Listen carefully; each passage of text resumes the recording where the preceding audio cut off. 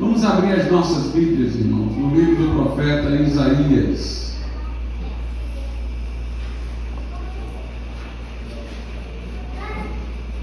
Livro do profeta Isaías, capítulo de número 30.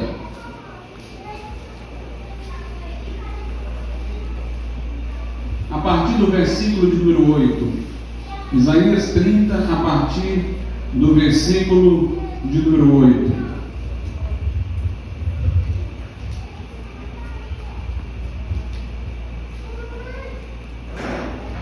Diz assim a palavra de Deus: vai, pois, agora,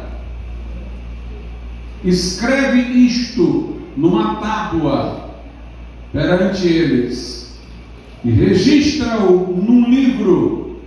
Isaías 29, 8, ou melhor, desculpem-me, irmãos, 30, capítulo 30, versículo de número 8. Isaías 30, a partir do verso 8. Vai, pois, agora, escreve isto numa tábua perante eles, e registra-o num livro, para que fique até ao último dia, para sempre e perpetuamente. Porque este é um povo rebelde, filhos mentirosos, filhos que não querem ouvir a lei do Senhor, que dizem aos videntes: não vejais, e aos profetas: não profetizeis para nós o que é reto. Dizei-nos coisas aprazíveis, e vede para nós enganos. Desviai-vos do caminho, apartai-vos da vereda, fazei o que o Santo de Israel cesse de estar perante vós. Por isso assim diz o Santo de Israel: porquanto rejeitais esta palavra, e confiais na opressão e perversidade, e sobre isso vos estribais, por isso essa maldade vos será como a brecha de um alto muro que, formando uma barriga, está prestes a cair, e cuja quebra virá subitamente, e ele o quebrará como se quebra o vaso do oleiro, e quebrando-o não se compadecerá, de modo que não se achará entre os seus pedaços um caco para tomar fogo do lar, ou tirar água da poça. Porque assim diz o Senhor, Deus, o Santo de Israel: voltando e descansando sereis salvos, no sossego e na confiança estaria a vossa força, mas não quisestes. Podeis assentar. Naquela época em que o profeta Isaías disse essas palavras, a Assíria estava se levantando contra o povo de Deus, e alguns estavam temerosos de que isto pudesse ser um ato devastador, uma destruição completa do povo de Israel, porquanto a Assíria vinha com muita fúria e triunfava sobre todos que contra ela se erguiam. E a nação procurou apoio no Egito. Eles buscaram uma aliança com o Egito para oferecer resistência à Assíria. Mas o profeta Isaías vinha dizendo para que isso não fosse feito. Vinha falando que o caminho para a vitória, o sucesso do povo de Deus estaria no arrependimento, em buscar ao Senhor, em se refugiar nele, como diz aqui no verso 15: porque assim diz o Senhor, o Santo de Israel: voltando e descansando sereis salvos, no sossego e na confiança estaria a vossa força, mas não quisestes. E eles não tiveram essa fé para confiar apenas no socorro de Deus, e mais ainda para interpretar que a sua fraqueza decorria do seu pecado, e que portanto eles tinham que consertar seus caminhos com Deus e buscar a Deus como refúgio. Preferiram ser estratégicos, preferiram agir com astúcia, e então procuraram uma aliança com o Egito. Mas Deus rejeitou esta aliança. O povo estava buscando socorro externo, em vez de buscar socorro em Deus, no alto. Aquela nação, portanto, irmãos, estava indo por um caminho de desobediência. No capítulo 31 de Isaías, verso 1 diz: ai dos que descem ao Egito a buscar socorro e se estribam em cavalos e têm confiança em carros, porque são muitos, e nos cavaleiros, porque são poderosíssimos, e não atentam para o Santo de Israel e não buscam ao Senhor. No verso 3 diz: porque os egípcios são homens e não Deus, e os seus cavalos carne e não espírito. Quando o Senhor estender a sua mão, tanto tropeçará o auxiliador, como cairá o ajudado, e todos juntamente serão consumidos. Interessante que fora do Egito que Deus tirara no passado o povo de Israel de um jugo de escravidão. Na Bíblia, o Egito torna-se uma metáfora ilustrativa para o mundo, do qual fomos tirados através da salvação. E o povo de Israel estava voltando àquela nação que havia sido sua opressora no passado, para encontrar por ela forças de resistência a um novo inimigo que se apresentava. E Deus aqui está dizendo, irmãos, para que o povo não confie nos exércitos do Egito, em seus cavalos, em suas carruagens, que são carne e não espírito. Deus está levando o povo a não confiar em um socorro terreno, mas confiar nele, no Senhor.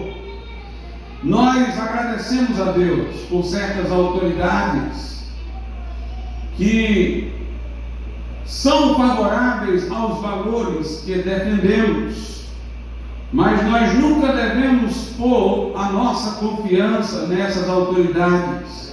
São instáveis, são variáveis, que estão à mercê de jogos políticos que se revezam. Nossa confiança tem que estar em Deus.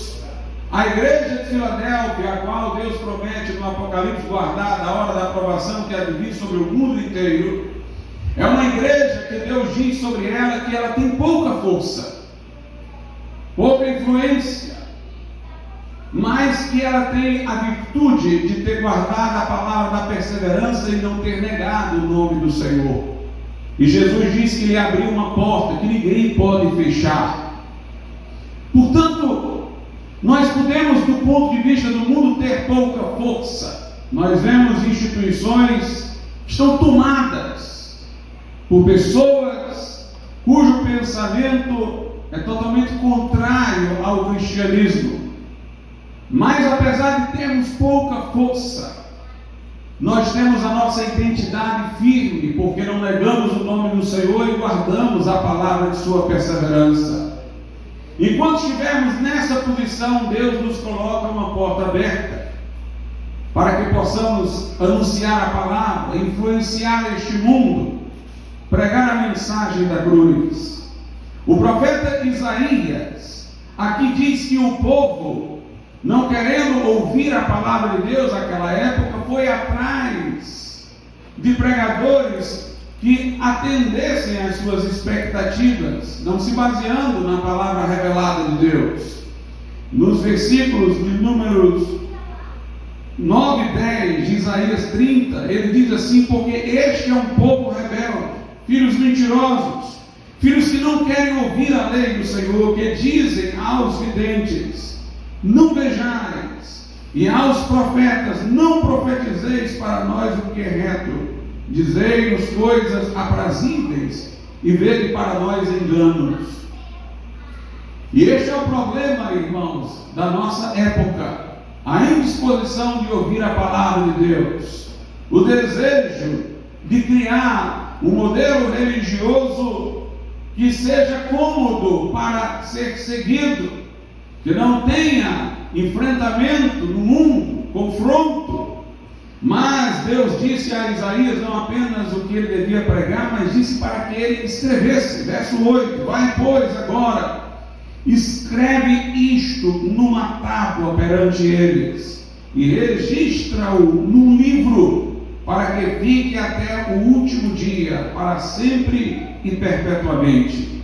Aqui nós temos uma alusão, irmãos, à Bíblia enquanto um conjunto de livros, porque Deus diz para Isaías registrar, para que fique para as gerações futuras, para as gerações posteriores, para que não se perca, para que esta palavra não seja esquecida. Nós temos, portanto, que entender que a palavra de Deus, autoritativa, está registrada na Bíblia. É uma das doutrinas básicas da Reforma, só a Escritura. A Bíblia é a nossa única regra de fé e de prática. Uma das coisas que os reformadores questionaram no catolicismo de sua época era o fato de a Igreja Romana dizer que além da Bíblia existia uma outra fonte de revelação, que seria a tradição oral, alguma coisa que teria sido passada pelos apóstolos para os bispos, que passaram para os bispos da geração seguinte e que não encontraram registro documental da Bíblia, como se os apóstolos tivessem nos deixado aquilo que escreveram e os que escreveram juntamente com eles o Novo Testamento, e alguma pregação oral complementar que não estava na Bíblia. Era com base nessa tradição oral que a Igreja Romana sustentava a Assunção de Maria, o purgatório e outras coisas mais que ela naquele tempo apregoava e ainda apregoa. Mas os reformadores disseram que Deus fez com que tudo aquilo que Ele quisesse que se mantivesse fidedigno fosse escrito. A escrita da Bíblia não foi uma coisa ocasional. Os apóstolos escreveram algumas coisas porque tiveram oportunidade, um problema na igreja para escrever, outras não escreveram, disseram oralmente, como se não tivesse um plano divino para a escrita do Novo Testamento. Lá em Apocalipse, Jesus diz a João: escreve. Há uma ordem para escrever. Aqui em Isaías há também uma ordem para escrever, e para escrever a fim de que a mensagem fique até o último dia, diz no verso 8, a fim de que ela se preserve para sempre. Então o próprio Deus está nos indicando, se houvesse alguma coisa que não ganhasse registro, se perderia, se deformaria com o tempo. Portanto, nós cremos que tudo que Deus quis que soubéssemos, em matéria de doutrina, em matéria de fé, em matéria de prática, está contido nas Sagradas Escrituras. Ela é o nosso manual, o nosso mapa, a nossa Constituição. Vai, pois, agora escreve isto numa tábua perante eles, e registra-o num livro, para que fique até o último dia, para sempre e perpetuamente. Nós temos outras partes da Bíblia que dão a entender que o registro escrito estava na mente de Deus como instrumento de preservação da sua palavra. Lá no Evangelho de Lucas, no capítulo de número 1, a Bíblia diz assim, nos versículos 3 e 4: pareceu-me também a mim, ele diz, Lucas, a Teófilo, pareceu-me também a mim conveniente descrever os fatos narrados no Evangelho a ti, ó excelente Teófilo, por sua ordem, havendo-me já informado minuciosamente de tudo desde o princípio, para que conheças, note, a certeza das coisas de que já estás informado. Lucas então presume que Teófilo já tinha conhecimento dos fatos, mas ele diz que escreveu para que ele tenha certeza dos fatos. É um indicativo de que o registro preserva, garante a fidelidade. Nós vemos lá na carta de Paulo aos Filipenses, Paulo dizer o seguinte: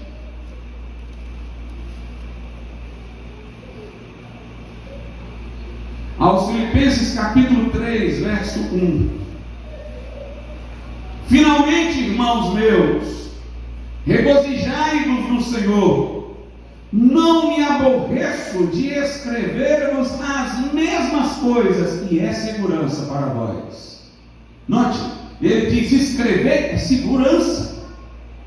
Deixar a informação escrita é trazer a ela segurança.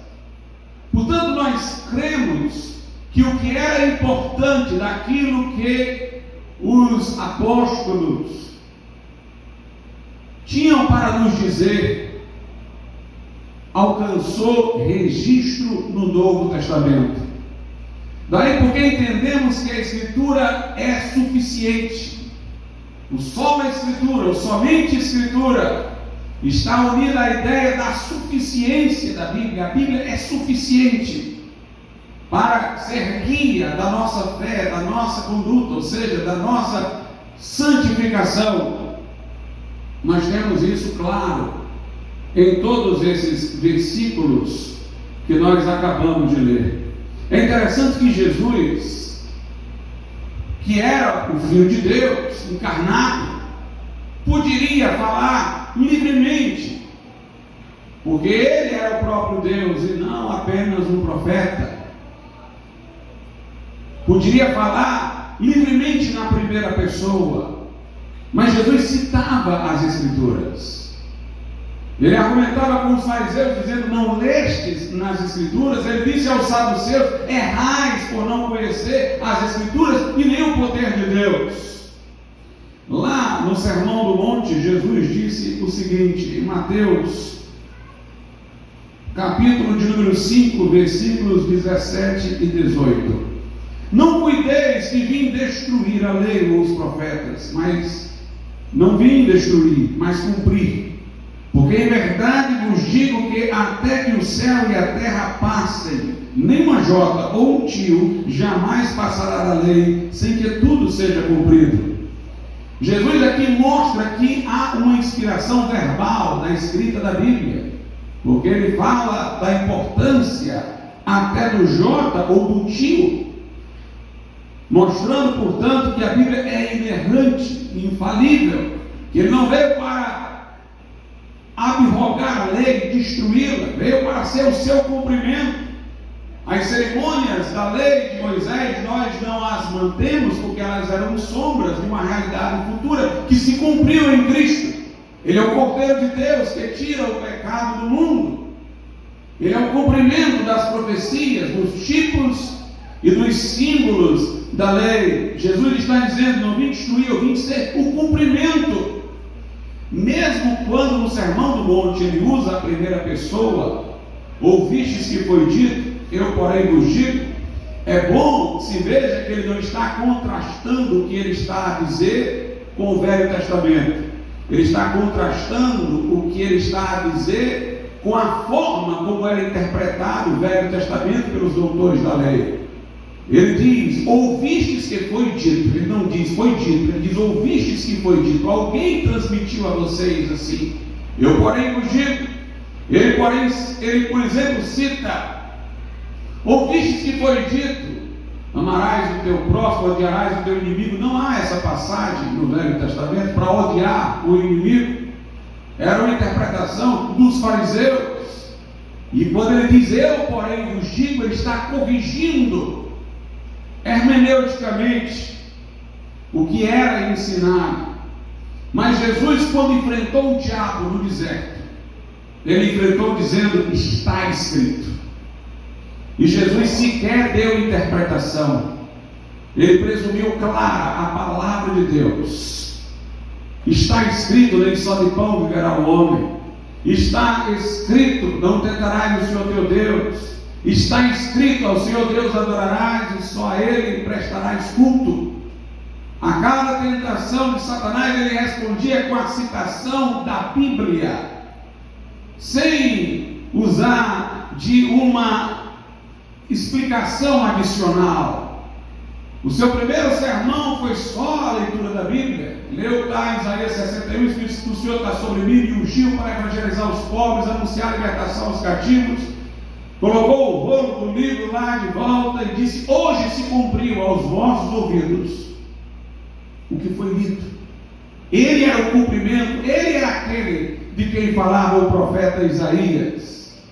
Quando nós lemos o Novo Testamento, vemos toda hora para que se cumprisse o que foi dito pelo profeta, para que se cumprisse o que foi dito pelo profeta.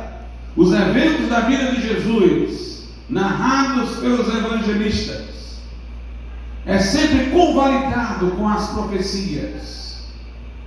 Jesus, portanto, emoldurou a revelação dele como Messias nas profecias do Velho Testamento, trazendo sempre alusão a elas. Nós vemos assim a autoridade das Escrituras estabelecida pelo próprio Senhor.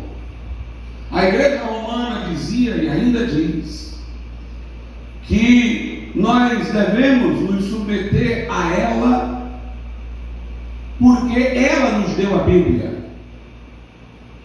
Ela argumenta que nós não somos livres para encontrar o sentido da Bíblia sem a mentoria da igreja, porque a igreja teria sido a produtora da Bíblia. Então, se ela produz, ela é que pode interpretar. E o homem comum tem que aceitar a interpretação que ela dá dogmaticamente. Mas isso não faz sentido. O Velho Testamento é a maior parte da Bíblia. E foram os judeus que foram o seu guardião, não a igreja cristã. Nós recebemos o Velho Testamento do povo de Israel. E a Bíblia não diz que o povo de Israel produziu o Velho Testamento. A Bíblia diz que Deus confiou a sua palavra ao povo de Israel. O povo de Israel não produziu a palavra de Deus. Em Romanos 3:2, a Bíblia Sagrada diz-nos o seguinte, Romanos capítulo número 3, verso 2, eu vou ler o 1 e o 2. Qual é, pois, a vantagem do judeu, ou qual a utilidade da circuncisão? Muita, em toda maneira, porque primeiramente as palavras de Deus lhe foram confiadas. Eles não produziram, eles não tinham autoridade sobre a Bíblia. A Bíblia foi confiada a eles. O Velho Testamento. E o Novo Testamento foi confiado à igreja. A igreja não produziu. Na oração sacerdotal em João 17, Jesus diz: Pai, eu dei a eles a tua palavra. Foi Jesus que confiou aos seus apóstolos, e por meio deles, a igreja como um todo, a revelação neotestamentária. A Bíblia diz que toda a Escritura é divinamente inspirada e proveitosa para redarguir, para repreender, para admoestar, para que o homem de Deus, diz Paulo a Timóteo, seja perfeito, ou seja, acabado, completo e perfeitamente preparado para toda boa obra. A Bíblia mostra-se aí uma regra suficiente de fé, porque por meio dela eu sou perfeito, eu posso estar acabado, estar perfeitamente habilitado para toda boa obra. No entanto, alguns dizem, quando Paulo falou isso daí, não havia um Novo Testamento ainda. Poderíamos dizer que a Escritura então é só o Velho e não o Novo? De maneira nenhuma. Nós vemos, irmãos, como era parte do plano divino a escrita do Novo Testamento para compor com o Velho toda a Bíblia, quando Jesus disse: os céus e a terra passarão, mas as minhas palavras não hão de passar. Essa maneira de ele dizer presume que suas palavras teriam registro. Quando ele entrou numa casa, uma mulher foi com um vaso de alabastro, um perfume caro, ungiu. Ele disse: onde quer que o Evangelho for pregado, essa história vai ser contada. Ora, nem toda vez que pregamos nós contamos essa história, mas onde quer que o Evangelho chegue, a Bíblia, o Novo Testamento, essa história está contida lá. Isso, portanto, prenunciava a escrita do Novo Testamento. Paulo a Timóteo cita: digna ao obreiro do seu salário. Isso não está no Velho Testamento, mas ele diz que a Escritura diz, isso está nos evangelhos sinóticos. Portanto, Paulo já estava citando como Escritura o que já então havia sido escrito do Novo Testamento. Pedro diz que os incautos, os indoutos, torcem as Escrituras e torcem as epístolas de Paulo. Ele coloca as epístolas de Paulo no mesmo nível que as Escrituras do Velho Testamento. Portanto, nós cremos que as Escrituras se completam no Apocalipse. E elas são a nossa única regra de fé e de prática. As Escrituras são suficientes. Mas, junto com a doutrina da suficiência das Escrituras, a reforma incluiu a doutrina da perspicuidade, da clareza das Escrituras. Falar em clareza das Escrituras não quer dizer que todas as passagens da Bíblia são igualmente claras. Eu tenho que interpretar as partes mais obscuras pelas mais claras, pelos temas centrais. Mas quer dizer que eu não preciso de uma chave externa à Bíblia para abrir o seu sentido. Ela desentrava a si mesma. Ela é intérprete de si mesma. Ela é clara no sentido de que as respostas que eu possa ter a indagações sobre alguma de suas partes está em outras partes dela mesma. Ela é suficiente internamente. Isso é muito importante, irmãos, de se salientar a clareza das Escrituras. Nós vemos que Jesus citava a Bíblia e não dava interpretação. Lá na sinagoga, leu Isaías 61 e disse: hoje se cumpriu. Nós vemos Deus dizendo para Isaías para que ele escreva, presumindo que escrito seria lido e compreendido o que estava sendo dito. Presume-se essa clareza, e é aqui onde entra um problema que nós temos que lidar com ele na atualidade. É porque muitas pessoas, quando querem se blindar para não aceitar o que a Bíblia diz, elas começam a apelar para alguma coisa fora da Bíblia. Hoje nós estamos vendo uma série de adaptações da Bíblia. A hermenêutica vai deixando de ser uma ciência da interpretação para ser uma ciência da adaptação. Então, as pessoas não querem ser incomodadas no mundo, adotando um pensamento bíblico que está num polo totalmente oposto ao do mundo. Aí elas vão assimilando algumas ideologias deste mundo para se colocarem confortavelmente aqui e vão tentando reinterpretar a Bíblia para colocar dentro desse parâmetro.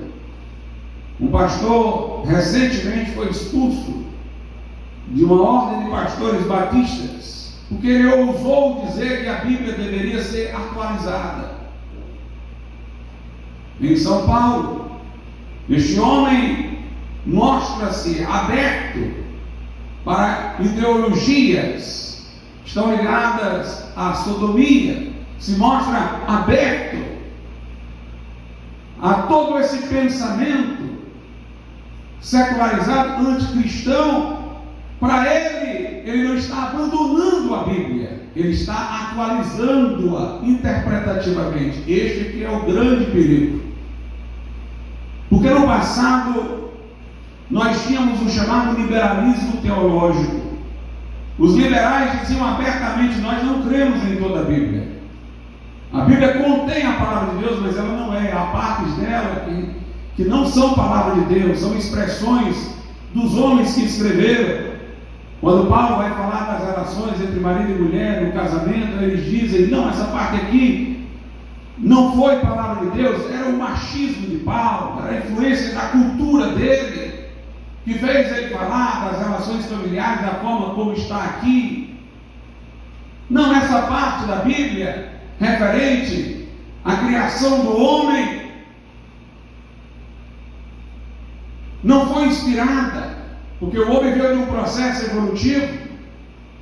Os liberais do século XIX, como chamados, do liberalismo teológico, Eles falavam às claras.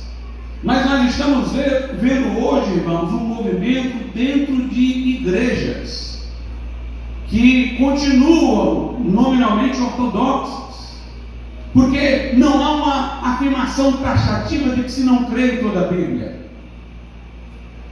Não há uma negação aberta de que toda a Escritura é inspirada, mas eles arranjam uma forma de reinterpretar a Bíblia, atualizando-a. Há quem diga, por exemplo, que não vale para hoje as proibições de sodomia do Velho Testamento, porque essas proibições apareciam em partes da Bíblia que se tinha também mandamentos cerimoniais que caducaram. Eles não percebem que esses mandamentos cerimoniais tinham alguma coisa simbolizada que se cumpriu, mas a proibição da sodomia simbolizava o que se cumpriu? Lá é dito que é abominação, que é confusão. Eles dizem que quando Paulo em Romanos 1 proibiu a sodomia, falou dela com uma paixão infame, que Paulo não estava falando de pessoas que têm essa tendência naturalmente, mas daqueles que são heterossexuais e que promiscuamente praticam relação com o mesmo sexo. Mas lá não diz isso, o texto não diz isso. Note, para eles chegarem a essa conclusão, eles levantam uma hipótese que está fora do texto, para poder reelaborar o texto bíblico. E isso vai se tornando perigoso, vai entrando sutilmente em nossas igrejas, porque essas pessoas, como eu disse, elas não negam a inspiração da Bíblia. Elas encontram um motivo para Paulo ter dito isso, Pedro ter dito aquilo, que o texto não diz. E por esse motivo eles setorizam no tempo ou numa situação o que está sendo dito e excluem muitas outras. E esse é o grande perigo do nosso tempo. O liberalismo teológico era o inimigo mais honesto do Evangelho, porque mostrava abertamente que não cria na Bíblia, mas estas outras formas são mais simuladas, são mais sutis e requerem a nossa atenção. Desconfie de toda a interpretação da Bíblia, que a pessoa diz, isso daqui é porque naquele tempo aí ela cria toda uma versão histórica sobre aquele tempo que não está aqui. E assim ela abranda a força da palavra. Cuidado com essas interpretações. A Bíblia é suficiente. Não tem sentido nós termos negado na reforma a complementaridade da tradição para a Bíblia, para agora acharmos que historiadores seculares têm o que nos ajudar na interpretação da Bíblia, com informações que não estão nela. Interessante que quando nós vamos ver essas pessoas, cada uma delas tem uma versão diferente. Ele diz isso aqui, que foi dito aqui na Bíblia, é porque naquele tempo ele conta uma história. O outro chega à mesma conclusão que ele, não, isso aqui que foi dito não vale para hoje, não é para esse momento, mas é porque naquele tempo ele conta uma outra história. Eles só se igualam na conclusão. Mas a hipótese extra-bíblica, um desenho histórico fantasioso que eles fazem para dar motivação ao que Paulo, ao que Pedro disse, é diferente. Meus irmãos, nós podemos levar em conta o que diz a história, o que diz a ciência, mas desde que isso fortaleça o sentido que nós alcançamos da Bíblia pela Bíblia, sem essas coisas. Falar delas para reforçar, para ilustrar, tudo bem, mas se você está dando uma interpretação que sem esse conhecimento você não daria, então você está errado, porque a Bíblia é completa. A Bíblia é suficiente. Ela tem indexada as informações para elucidar o seu próprio sentido. Se o que Paulo está dizendo, o que Pedro está dizendo numa epístola tem a ver com aquele momento em que eles viviam, tem um contexto, esse contexto vai estar encontrado na Bíblia, descrito na Bíblia, não nas nossas especulações. Isso é a clareza das Escrituras de que nós falamos. Essas adaptações que vêm sendo feitas é que faz às vezes o mundo desacreditar do discurso da igreja. Porque o que nós vemos é o seguinte: parece uma coisa nova que o mundo está colocando, obviamente nova para baixo, o declínio, para a queda, para a degradação. Aí a igreja resiste. Resiste hoje, mas quando isso se dissemina por todo mundo, a igreja aceita e passa a resistir à próxima coisa que o mundo está colocando, que é um degrau para baixo mais profundo. É como se a igreja estivesse acompanhando o mundo, mas sempre com um passo atrás. É o que muitas vezes nós vemos. Surge uma ideologia feminista, a igreja reage contra. Mas aí essa ideologia já se disseminou, já ganhou cores em todas as instituições. Os cristãos, para que se acomodem no mundo, começam a recepcionar isso e dar outras interpretações. A Bíblia, aí o mundo já vai para outra ideologia que não é mais feminista, é uma ideologia ligada à sodomia. Aí a igreja está resistindo. Provavelmente depois vai aceitar isso daí e o mundo vai estar com outra coisa, talvez a pedofilia, a zoofilia. Ela resiste no começo, mas segue quando a coisa se dissemina. E aí passa a resistir a outra que está nascendo. Quando há, irmãos, essa conduta, o mundo vê a igreja não como a igreja de Cristo fiel aos seus princípios, vê como um povo que faz confusão, mas que amanhã vai acabar cedendo. Eles vão acabar cedendo, só faz confusão, resistência por um tempo, mas abre. Nós não podemos ser assim. Nem uma unha para o Egito, disse Moisés. Nem uma unha ficará no Egito. Nós temos que resistir, irmãos. Eva conversou com a serpente e dialogou. Jesus foi só: está escrito, está escrito, está escrito.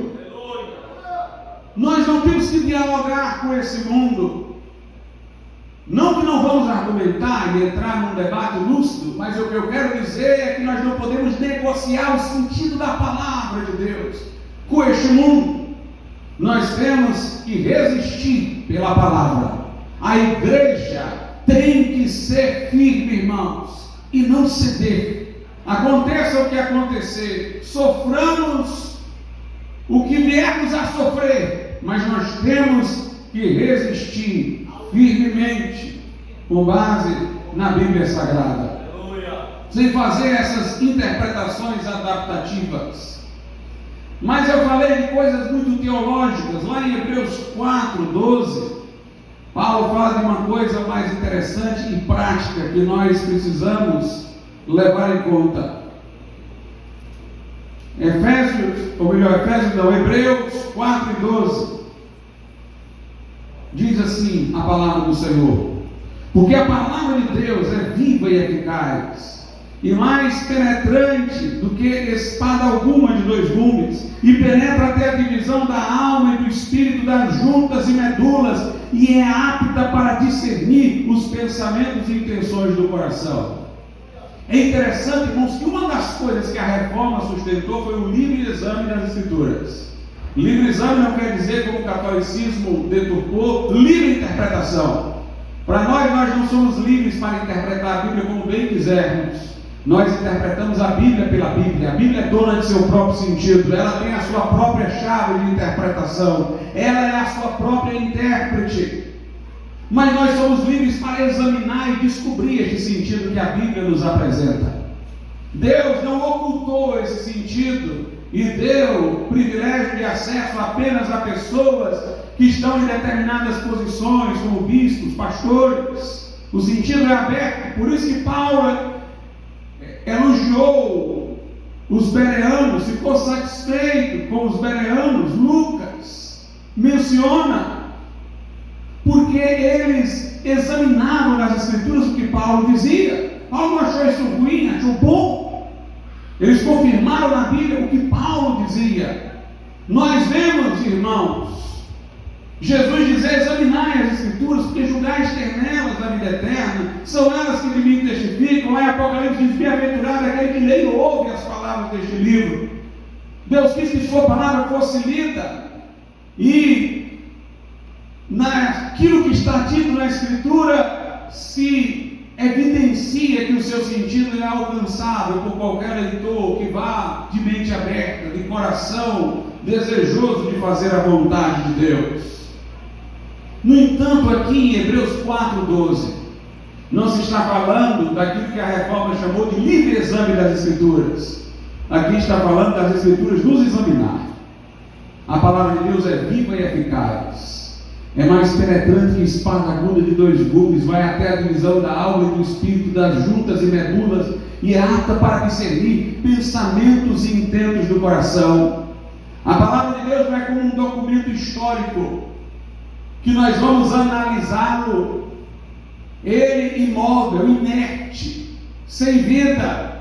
Não é um animal que um cientista natural vai abrir para dissecar e fazer observações, um animal morto. Não, a palavra de Deus é viva. É viva. Quando você a lê, não pense que você vai dominá-la. Se você estiver lendo certo, ela vai dominar você. Ela é viva e eficaz, mais penetrante que espada aguda de 2 gumes, e ela é que vai lhe examinar, vai lhe esquadrinhar lá no fundo, vai até a divisão da alma e do espírito, das juntas e medulas, e vai discernir o que está dentro do seu coração. Nós devemos ler a Bíblia, irmãos, deixando que ela nos examine. Por isso, quando vamos ler, podemos ter pressuposições, pré-compreensões, mas nós devemos deixar, se for o caso, que ela derrube essas nossas pré-compreensões, esses nossos preconceitos, essas nossas pressuposições. Ela que deve nos examinar. Uma das coisas que eu não gosto no discurso terapêutico de muitos pregadores hoje, de muito pastor, muito pregador, que prega praticamente psicologia, irmãos. O que ele prega é psicologia e ele ilustra com exemplos bíblicos. Mas deveria ser o contrário. A Bíblia deve examinar a nossa psicologia. Nós devemos examinar pela Bíblia a psicologia e saber o que dela se pode aproveitar ou não. E não começar com a psicologia humana, por mais interessante que ela seja, e tomar a Bíblia só para ilustrar o que ela já diz. Ela, a palavra de Deus, é o nosso paradigma, é a nossa autoridade final, é a nossa regra de fé e de prática. É viva e eficaz. Mas note que para ela ser viva e eficaz, é preciso que ela seja lida no propósito com que foi escrita. Tem uma passagem que todo mundo cita, onde o profeta diz, falando como porta-voz de Deus: a minha palavra não voltará para mim vazia, mas cumprirá aquilo para o que foi enviada. Note, a palavra de Deus não volta vazia se ela foi recebida da forma como foi enviada. Ela cumpre aquilo para o que foi enviada. Se você recebê-la não da forma como Deus enviou, se você recebê-la com um sentido diferente daquele em que Deus falou, ela não vai operar na sua vida. O diabo na tentação citou para Jesus a Escritura, fora do contexto. A palavra de Deus na boca do diabo não era a palavra de Deus, porque ele reinterpretava, ele deturpava o sentido. Se eu ler a Bíblia para ela se adaptar a essas outras coisas, ela não é a Bíblia mais. Eu estou tomando as palavras que Deus disse, mas eu estou recontextualizando, reenxertando, eu estou modificando o propósito deixou de ser a palavra de Deus. Ela é eficaz quando ela é recebida como foi enviada. Ela é viva quando eu deixo que ela fale a mim, em vez de eu reorientá-la para interesses outros.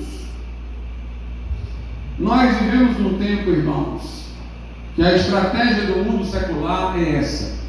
Eles dizem: não, vocês não precisam deixar de ser cristãos. Sejam, é bom, a religião é importante.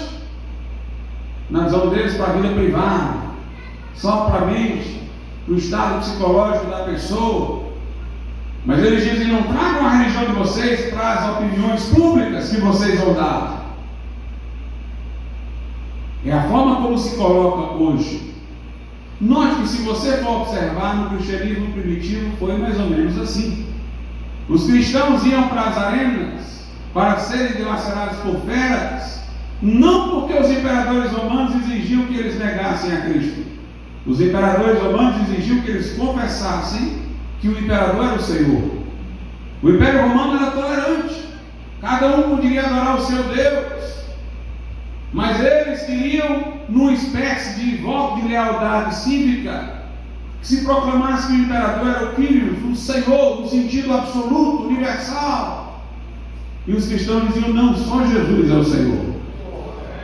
Não era uma questão negue a Cristo, era uma questão de dizer que César era o Senhor, que eles recusavam, não, só Jesus. Eu sempre digo aqui que houve naquela época de Nero, por exemplo, senadores romanos que eram tidos como homens sóbrios, críticos de Nero, pelos seus abusos. Eram homens ilustrados, filósofos, e reprovavam Nero. Mas eles reprovavam também os cristãos, porque eles diziam: o que é que custa chegar diante de Nero e dizer que ele é o Senhor e voltar para adorar o Jesus dele? O que é que custa? Que povo para fazer confusão! O mundo de hoje, irmãos, não é diferente. O mundo de hoje, seja cristão, mas seja um cristão que aceita isso, que aceita aquilo.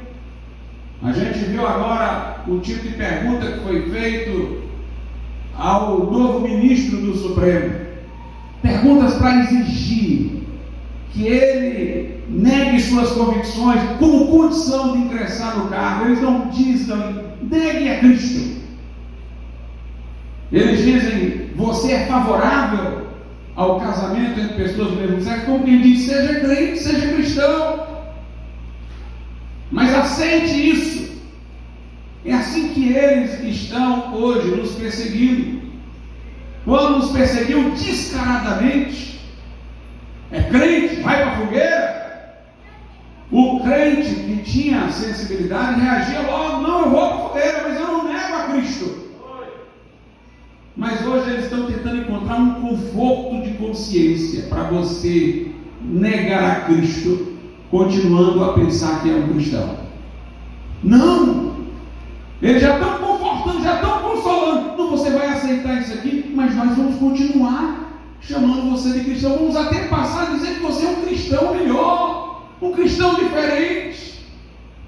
É uma manipulação para que a pessoa, irmãos, negue a fé. E como eu tenho visto, irmãos, universitários cristãos, para se ambientarem, para não perderem oportunidades com professores, com ideologias anticristãs, cedendo, negociando, continuam a se dizer crentes, cristãos, mas agora progressistas, porque foram manipulados, porque venderam suas convicções, se confortam dizendo: não, nós somos cristãos, apenas nós somos cristãos mais abertos, mais progressistas. É interessante que as pessoas dizem de nós, por nossas convicções morais: vocês são fundamentalistas. Como? Como se nós estivéssemos agora começando alguma coisa nova no cristianismo em matéria moral. O que defendemos era o que sempre foi defendido no cristianismo.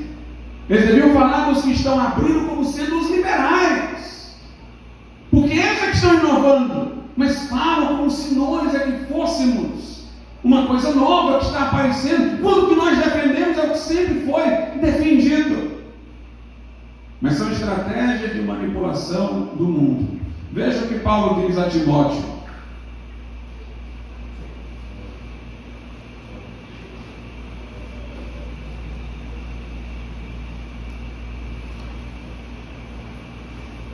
Na primeira carta, aliás, na segunda carta de Paulo a Timóteo, capítulo 3, a partir do versículo 1: sabe, porém, isto, que nos últimos dias sobrevirão tempos trabalhosos. E Paulo está falando com um pastor. Tempos trabalhosos com um pastor, difíceis para um pastor. Porque haverá homens amantes de si mesmos, avarentos, presunçosos, soberbos, blasfemos, desobedientes a pais e mães, ingratos, profanos, sem afeto natural, irreconciliáveis, caluniadores, intemperantes, cruéis, sem amor para com os bons, traidores, obstinados, orgulhosos, mais amigos dos deleites do que amigos de Deus, tendo aparência de piedade, mas negando a eficácia dela. Destes afasta-te. Eu quero lhe chamar a atenção para o verso 5, tendo aparência de piedade, mas negando a eficácia. O que o mundo quer fazer com os crentes é mais ou menos o que o cupim faz com os nossos móveis. Ele come aquele cupim que come de dentro para fora. Você vê lá a casca um dia e toca lá e está oca. Ele comeu tudo por dentro. O mundo quer o seguinte, que você tenha só uma aparência de cristão, vai à igreja, tem um nome de cristão, mas os seus conceitos sejam todos reformulados. E aí vem a pressão psicológica das universidades, das escolas, das instituições. E eles não dizem deixe de ser cristão, eles dizem olha, seja cristão, mas aceite isso, você vai ser o melhor cristão. E aí vem esses pregadores adaptativos que começam a encontrar formas e fórmulas fora da Bíblia para dizer que o que a Bíblia diz não é o que está dito na sua clareza, mas é um sentido mais profundo que eles que têm esses conhecimentos adicionais é que podem saber e explicar. E estas pessoas vão ganhando discípulos e vão sendo os novos mentores dessa geração. É assim, irmãos, que a apostasia está acontecendo, num intercâmbio entre a cristandade e o mundo fazendo essa pressão, e pastores fazendo essas adaptações para que esse cristão pressionado se apoie no que esse pastor está dizendo e possa então encontrar uma forma de se dizer cristão e fazer as adaptações conjunturais. E assim ele vai se ambientar melhor aqui, ele vai ter mais oportunidades aqui na vida, ele não vai ser tão perseguido. Mas, meus irmãos, nós estamos aqui para ser perseguidos. Aleluia! Jesus disse: no mundo tereis aflições, tem de bom ânimo, eu venci o mundo. Jesus disse: o mundo aborreceu a mim, aborrecerá a vós. Então nós devemos ser firmes. Devemos ser firmes. É o que Paulo diz a Timóteo. Veja aí, 2 Timóteo capítulo 4. Paulo diz: conjuro-te. É uma expressão como se fosse de um juramento militar. Eu conjuro-te, eu chamo-te a compromisso diante de Deus e do Senhor Jesus Cristo, que há de julgar os vivos e os mortos na sua vida e no seu reino, que pregues a palavra. Eu te trago a juramento militar diante de Deus, diante do Senhor Jesus Cristo, que pregues a palavra, instes a tempo e fora de tempo. E pregue não é só quando for tempo oportuno, não, pregue quando for fora de tempo também. Corrijas, repreendas, exortes com toda longanimidade e doutrina, porque virá tempo em que não suportarão a sã doutrina, mas tendo coceira nos ouvidos, amontoarão para si doutores conforme as suas próprias concupiscências e desviarão os ouvidos da verdade, voltando às fábulas. Mas tu, sê sóbrio em tudo. Note, sofre as aflições. Faz a obra de um evangelista. Cumpre bem o teu ministério. Tem uma denominação aí que o lema dela é pare de sofrer. E aqui Paulo está dizendo para Timóteo, imperativo, sofre. Não é uma advertência que pode acontecer, você vai sofrer, é sofre as aflições. Seja firme, prega a palavra a tempo e a fora de tempo. Meus irmãos, nós estamos numa guerra para não render as nossas convicções. Sejamos firmes, sejamos constantes. Na carta de Paulo aos Filipenses, ele diz algo que parece que está acontecendo agora. Filipenses 1, a partir do versículo de número 27.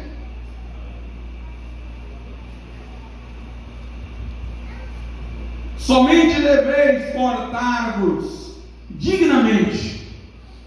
Filipenses 1, 27. Somente deveis portar-vos dignamente, conforme o Evangelho de Cristo, para que quer vá e nos veja, quer esteja ausente, ouça acerca de vós que estáis no mesmo Espírito, combatendo juntamente com o mesmo ânimo, pela fé do Evangelho.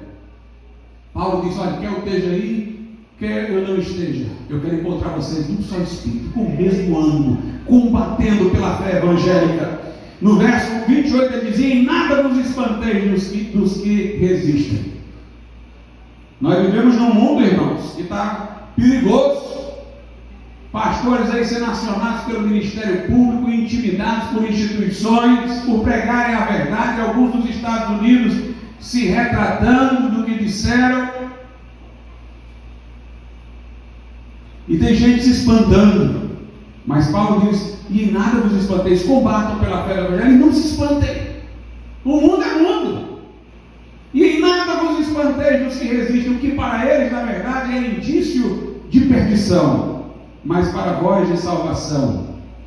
E isto de Deus. Salvação aqui tem um sentido, irmãos, da vida de Jesus.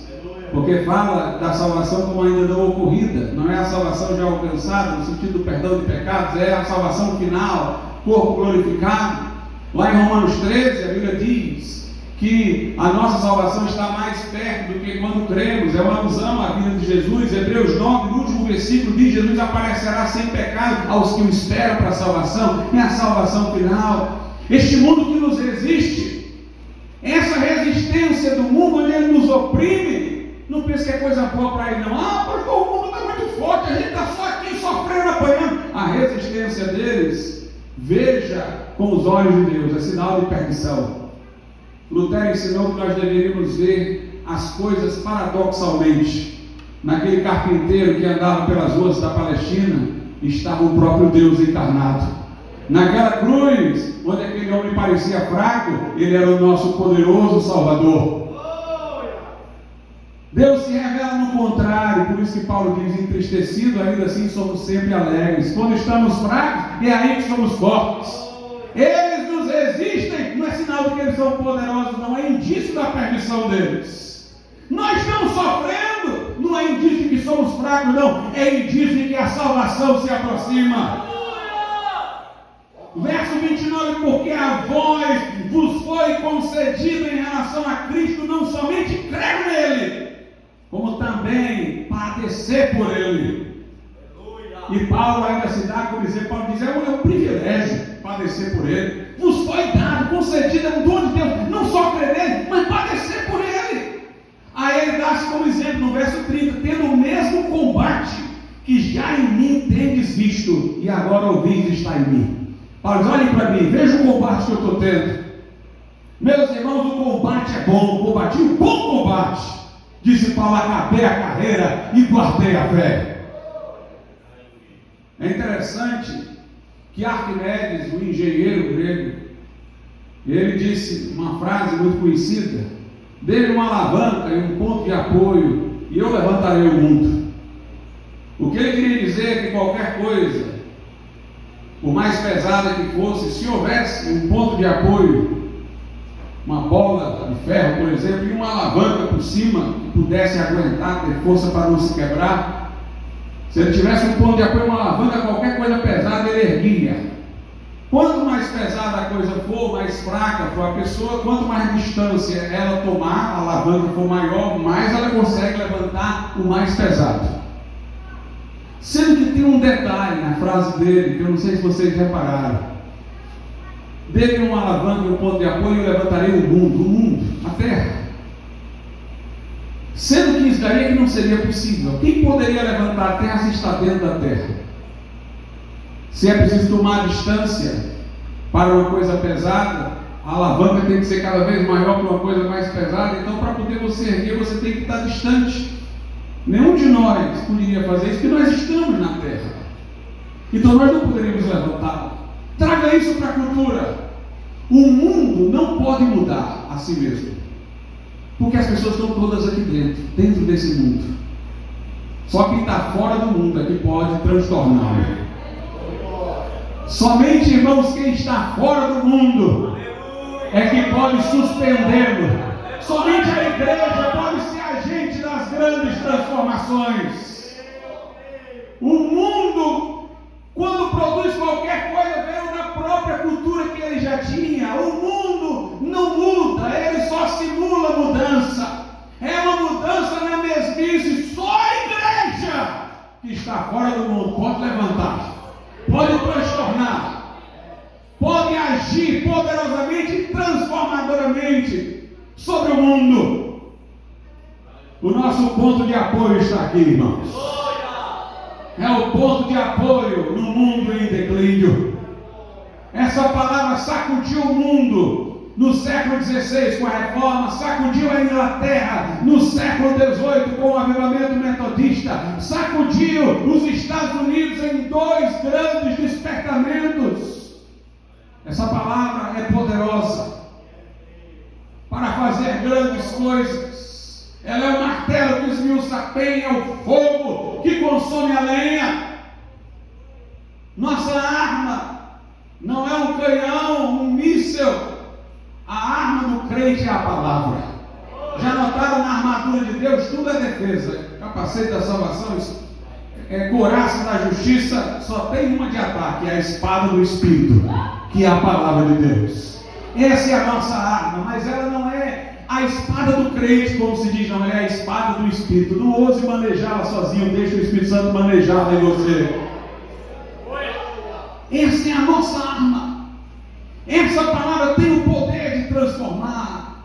Lutero dizia: eu fui professor numa universidadezinha aqui em Wittenberg, interiorzinho, na Alemanha. Vivi minha vida quase toda aqui. Mas o que eu preguei transformou o mundo. Não fui eu que fiz isso, foi a palavra de Deus. Ele disse: o que nenhum príncipe conseguiu fazer antes de mim, para derrubar a supremacia papal, a palavra fez. Mas se a palavra é o ponto de apoio, irmãos, tem que ter a alavanca. A alavanca é a pregação. Nos dias de Lutero, ele usou a imprensa. Suas 95 teses não iam sair do canto, foram escritas em latim, fixadas lá na porta da igreja do castelo para ser lidas por estudantes. Ninguém ia saber de nada. Alguém pegou aquilo ali, traduziu para o alemão e levou para a gráfica, para a imprensa, e foi para o mundo todo. E aí a confusão começou, e Lutero começou a escrever, não em língua dos eruditos, o latim, mas em língua comum, e tudo indo para a imprensa, e aquilo correndo o mundo. Vamos usar os meios de comunicação, vamos usar os instrumentos, vamos pregar nas praças, vamos trombetear, com o ponto de apoio e a alavanca para sacudir este mundo. Eu ainda espero, irmãos, por um último avivamento antes do soar da trombeta. Uma última sacudida em tudo isso.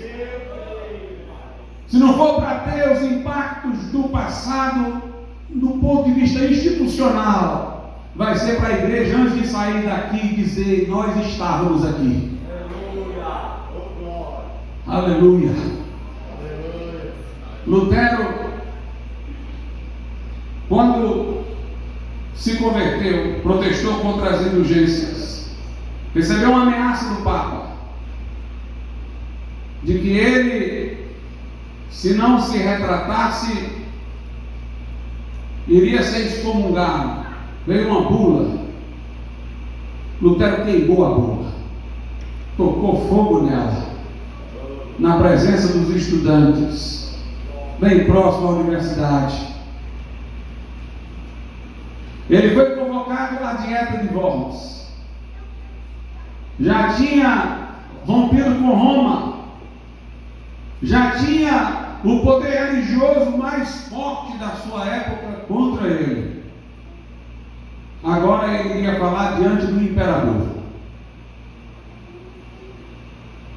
Ele poderia ter tentado negociar com o imperador alguma coisa, mas o imperador já resmungou dele, porque ele não soube nem saudar as pessoas lá, porque não era acostumado a entrar em ambiente de nobres, de reis. E ali, Lutero, diante do imperador, no final, porque ele teve 2 sessões para falar, numa primeira ele tremulou, irmãos. Ele tremeu, gaguejou e disse: eu quero um dia para orar. O imperador achou que ele ia ceder, viu que ele tinha tremulado, e disse: vamos dar esse dia aí para ele. E Lutero passou a noite toda brigando com o diabo.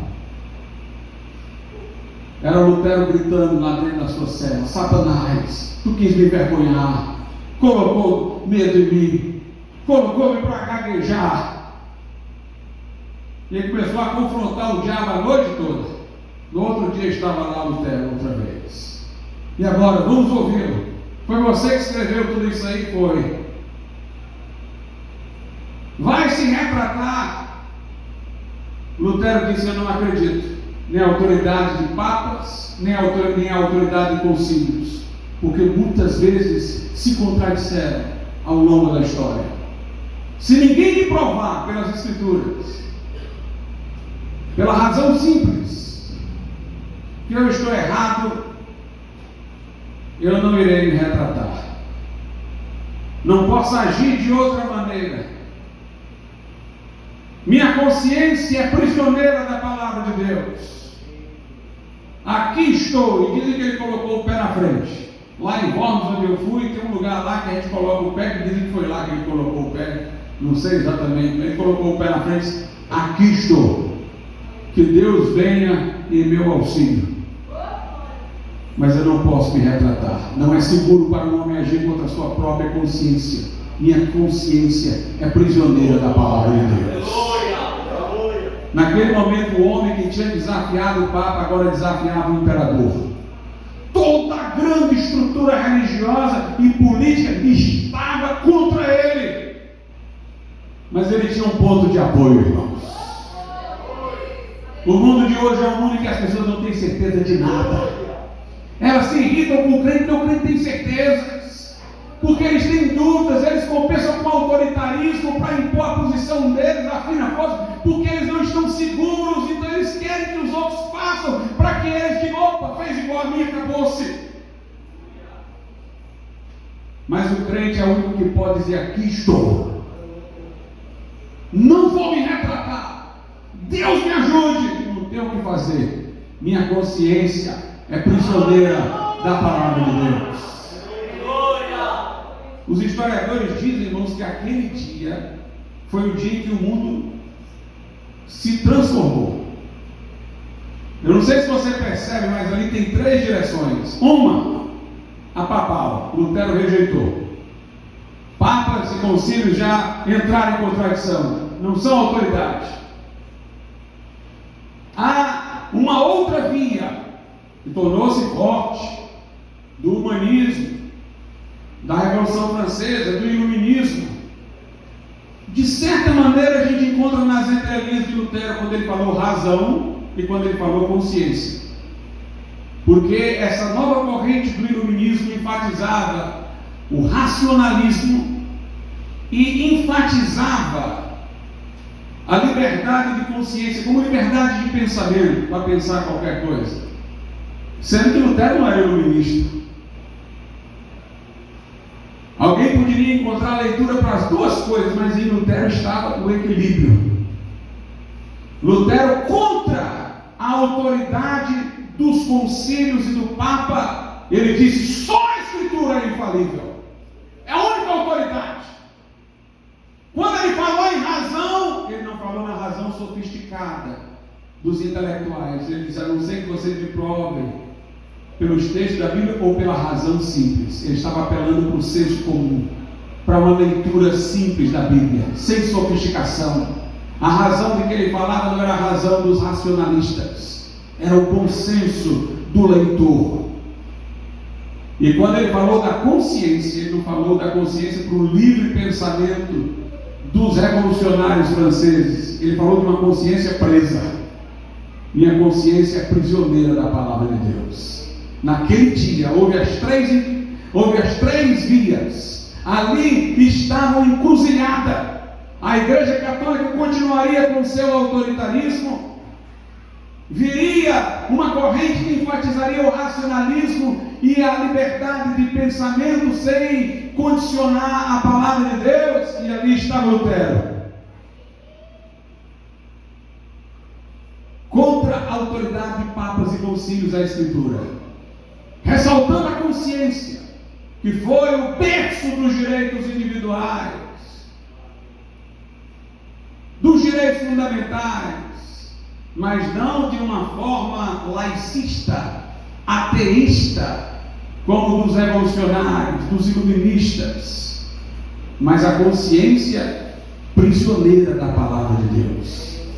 A razão simples, não do homem sofisticado, mas do simples devoto que lê a Bíblia com bom senso e coração disposto para entender.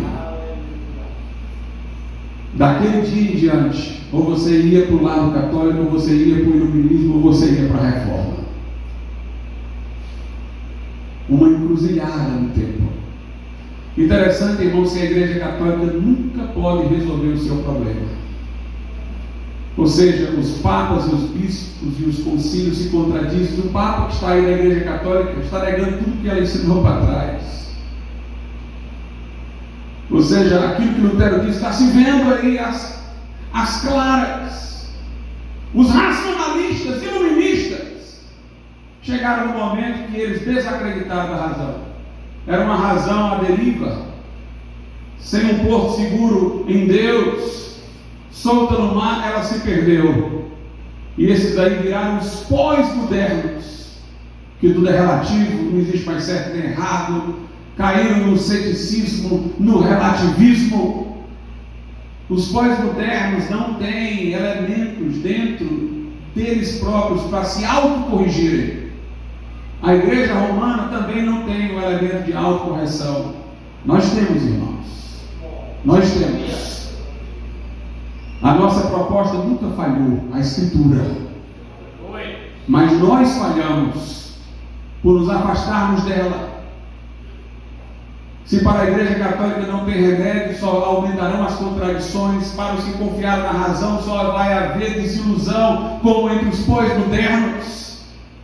Para nós tem uma saída, é um reavivamento. Aleluia!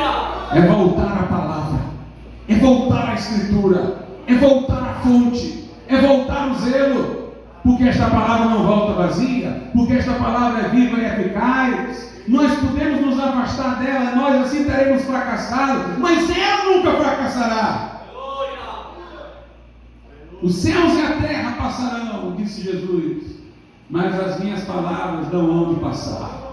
Depois de um tempo, depois daquela dieta de Worms, a próxima coisa que houve lá na frente de grande significação foi outra dieta, a de Augsburgo. Lutero não pôde ir, porque Lutero estava proscrito. Depois da dieta de Worms, quem me encontrasse poderia matá-lo. Disseram: não vá, você vai morrer. Melanchthon foi o auxiliar de Lutero para a dieta de Augsburgo, e os príncipes que apoiavam a reforma estavam lá com Melanchthon, estiveram diante do imperador, e Melanchthon leu a confissão de Augsburgo, confissão luterana.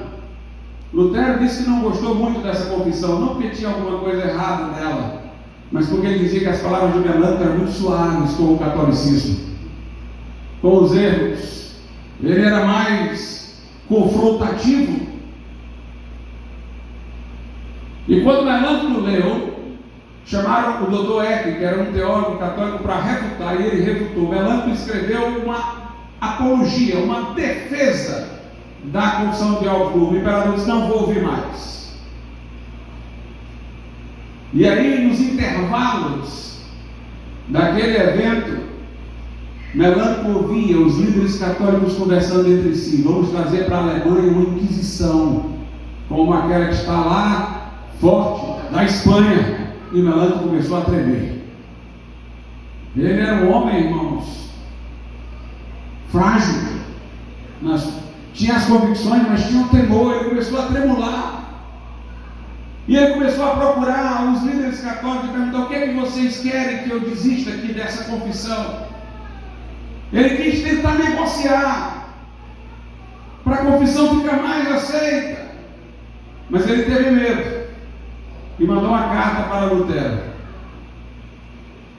E Lutero pegou e disse: olha, essa sua hesitação não vem da sua teologia, não, vem da sua filosofia.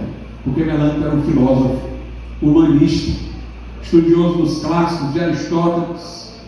E Lutero zombou dele e disse: esse seu medo aí não vem da sua teologia, não. Não é da Bíblia que você tirou esse medo, não. É da sua filosofia. Não subordine a Bíblia à filosofia deste mundo. Não queira o prestígio acadêmico em detrimento de sua fidelidade à palavra. Lutero disse: você, Melânctilo, agora terá que aprender uma lição que não foi ensinada nem por retóricos, nem por filósofos. É a lição da fé. Ele disse: se Moisés tivesse tentado escapar da confrontação com o faraó, Israel estava no Egito até hoje. Mas Moisés confrontou o faraó. E Melânctilo foi firme, irmãos, pelo estímulo de Martinho Lutero. E quero saber de uma coisa: sabe por que não acabaram com a reforma? Veja como Deus cuida das coisas da forma mais imprevista. Sabe por que não foi dizimada a reforma naquele momento? Porque os turcos invadiram a Europa. E o imperador, que ali decidiu: vamos acabar com eles, pegou e, quando viu que os turcos lá estavam ganhando terreno, disse: não, nós precisamos dele aí para poder impedir os turcos de entrarem. Vamos adiar isso daí. Foi adiando, e mais pessoas abraçando a reforma. Quando o imperador quis fazer alguma coisa, já não tinha mais como conter. Temos que confiar em Deus, irmãos. Se Deus quiser, Ele vai usar islâmico para atrasar esse povo, não sei. Mas Deus vai nos guardar, se nós formos fiéis, se nós formos firmes. Se nós não abrirmos: aqui estou, não há outra coisa a fazer. Minha consciência é prisioneira da palavra de Deus. Esse é o ponto de apoio. Com esse ponto de apoio, nós vamos transtornar o mundo. Vamos ficar de pé. Convido os irmãos que tocam o canto para vir na frente desse momento.